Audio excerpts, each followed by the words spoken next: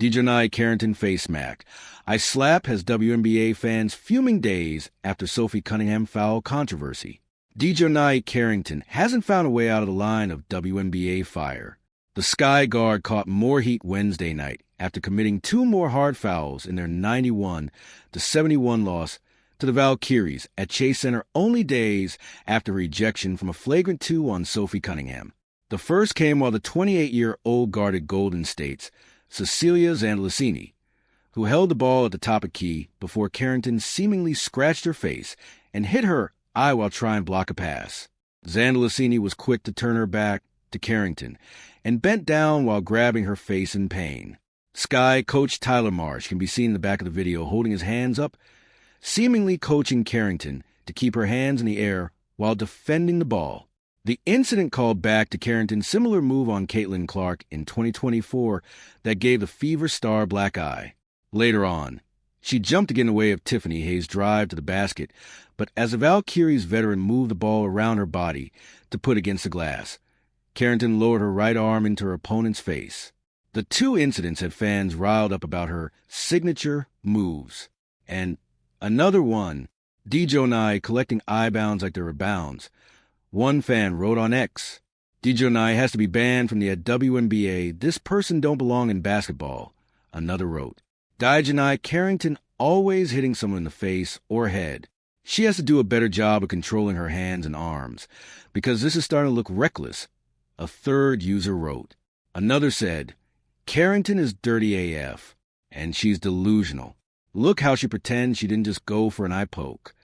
The scrappy plays came only 4 days after Carrington committed a hard foul that was later ruled a flagrant against Sophie Cunningham.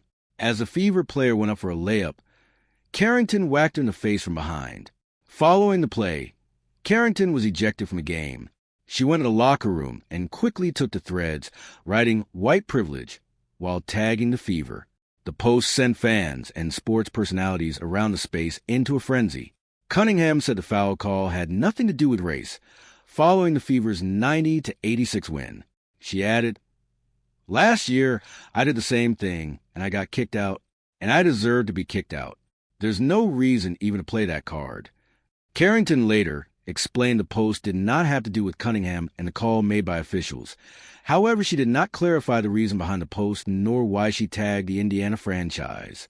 In response to a Speakeasy podcast clip from former NFL linebacker Emmanuel Lako, Carrington said she never claimed the assessment of the foul was considered white privilege.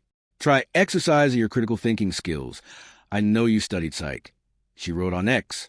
Furthermore, I'm the last thing from ignorant or asinine when it comes to speaking on white privilege. Do your research on that one. I actually went to school, one of the top universities, might I add, to educate myself on this exact subject. I would never use that term as a rhetorical weapon, knowing the historical and social weight it holds without having the proper evidence to substantiate it. Carrington declined to expand on the thread's post when asked by reporters ahead of the game against the Storm this week.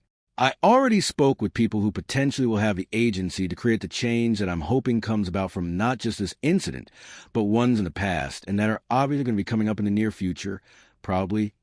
Carrington said, per the Chicago Sun-Times. The saga became another storyline within the WNBA, which has had its product flooded by the ongoing debate of transgender athletes in women's sports.